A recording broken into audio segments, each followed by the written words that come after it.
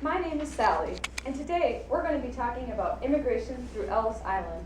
This is a very important part of our country's history. In the late 1800s, the federal government of the United States had very little control over the flow of immigrants coming into the country. On January 1st, 1892, Ellis Island opened as the first formal immigration station. However, required medical inspections on immigrants were harsh, and conditions at this new entry point were not ideal. Within its first 10 years, personal accounts of immigrants' mistreatment began to be shared, garnering the attention of government officials such as William Williams. He was appointed as Commissioner of Immigration by President Theodore Roosevelt from 1902 to 1905, and again in 1909 until 1913. After encountering the stories of immigrants and their mistreatment, he realized that immediate change was necessary. In his time as commissioner, he helped pass 3 acts of legislation, fired corrupt medical inspectors, and helped advocate for the passing of stricter laws on terms of who could enter the country. Men like Williams and individual stories told by immigrants helped set the precedent for various legal reforms over the previously unregulated system. Most immigrants did not have to stay at Ellis Island for more than a day, but if there are any issues with papers or sicknesses, they could be detained for months on end. Not only that, but if trachoma, an illness of the eye, was suspected, they would take a button hook and lift up the eyelid, causing great pain and sometimes damage just by this procedure. Also, immigration laws kept many out of the country. Frank Sargent, one of the first commissioners of immigration, once wrote, "Ellis Island has been the place for harboring vultures who preyed upon the immigrants, and people began to look upon it as the hellhole of America." Although there seemed to be no hope for immigration through Ellis Island, things did eventually get better for immigrants such as Faye Linsky.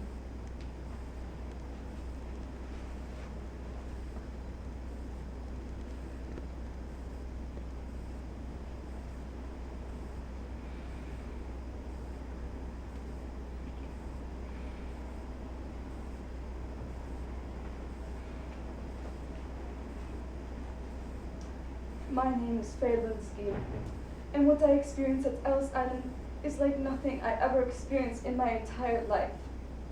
Before I even arrived, I was on the boat for months. It feels like years. On the boat, my daughter contracted the measles, and so when we arrived at Ellis Island, she was taken from me.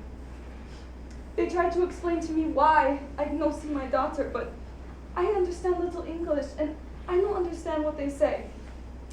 When they inspect me for illness, they take a metal thing and lift my eyelid. This hurts me greatly. Not only that, but I was not allowed to see my daughter. In army barracks, one on top of each other. 50 women in one room, never allowed outside. I was there for so long. Oh, we play chess, play cards, we eat, go to the corridor to eat food. That's it. For months on end, it feels like years. The people I encountered at Ellis Island made me think twice about living in the U.S. If people at Ellis Island would treat me and my doctor like this, how would the rest of the U.S. treat us?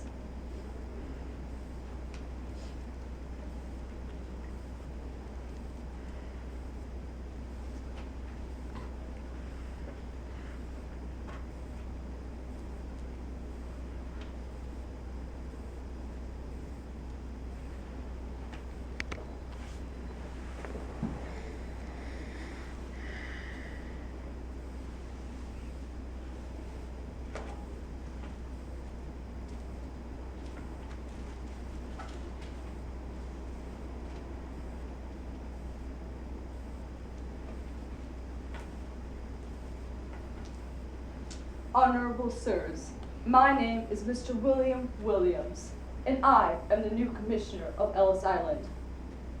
Immigrants' mistreatment has not only brought my attention, but other government officials as well. This is why I am here. I am here to end the abusive treatment of immigrants and strictly enforce the law. I would like to get started right away. The first thing I would like to do is get rid of many corrupt workers. As you know, the naturalization process is very sacred here at Ellis Island. In order to not let any further disease enter the country. As some of you know, I had some of my most trusted colleagues and friends go undercover to see which workers were carrying out these illegal practices, such as exchanging naturalization papers for money. This is not okay. As you know, I am one who favors very strict immigration laws, but I also believe that everyone should be treated with respect and decency, regardless of where they come from. I wish to put up signs stating that everyone should be treated with respect and kindness. I also believe that the conditions at Ellis Island are not ideal. I would like to plant shrubs, put up awnings, and other things to give this place a more welcoming feel for prospective citizens. I am also one who favors very strict immigration laws, and I know that not everyone agrees with my approach, but I must nevertheless ask you to pass from a habitual and concentrated to a new and wider point of view, not to the extent of believing that selection of immigration is good, but to the extent of seeing that it is a proper one to be considered. I know that not everyone agrees with this, but without proper execution of present laws, it is safe to say that thousands of additional aliens would have come here last year.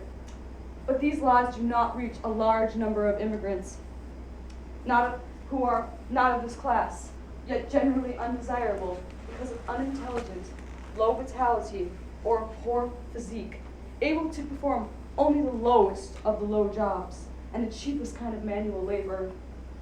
The cities are located almost exclusively in the cities, by their competition tending to reduce the standard of living for those already living here. It would be quite accurate to state what proportion of last year's immigrants could it be classified as undesirable. I would say at least 200,000 could have stayed home. Not even those clamoring for cheap labor would have missed them.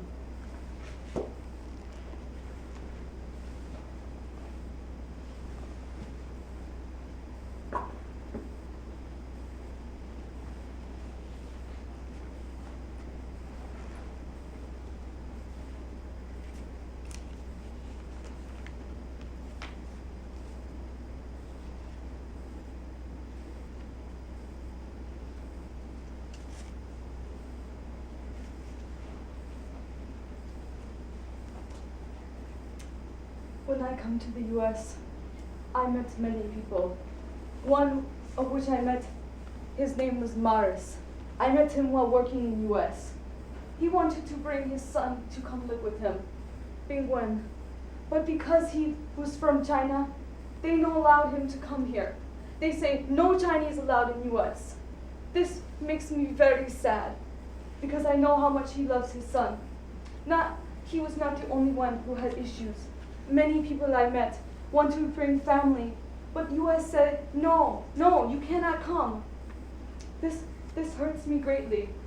Why can't everyone come to the U.S., regardless of race or where they come from? This makes me very sad.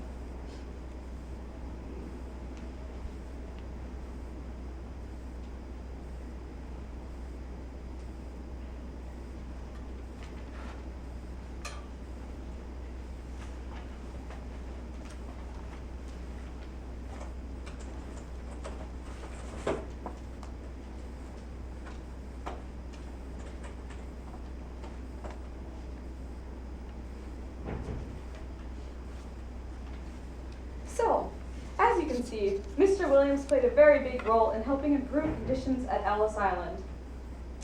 While he was commissioner, he helped pass three laws of legislation. Three laws.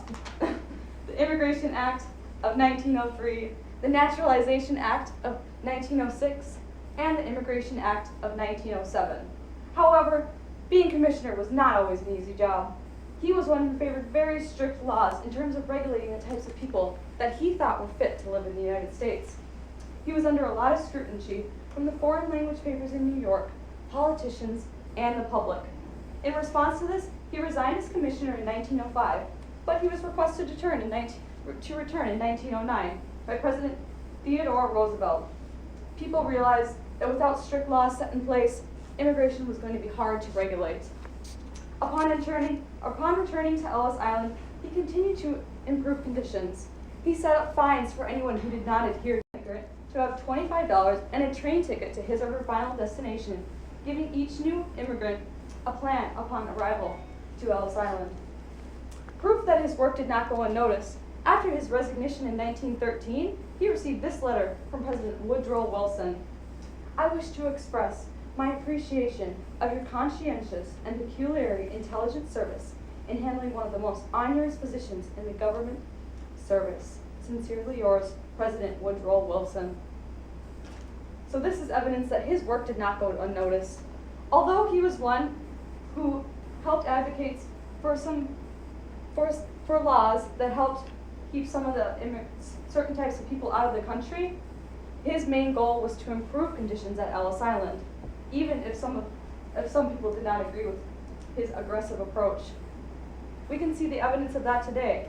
After resigning as commissioner in 1913, the amount of immigrants entering the country decreased, and this was due to the laws that he helped advocate that were set in place for the types of immigrants that were deemed fit to come live in the United States. Although the immigration system today still has its weaknesses, it is regulated with rules and reforms. When Mr. Williams came into power, he realized that immediate change was necessary. So, in conclusion, the long-term legacy of Ellis Island today and the individual stories told by immigrants help set a precedent for various legal reforms over the previously unregulated system. Thanks for joining me today on this tour of Ellis Island. I hope you all enjoyed.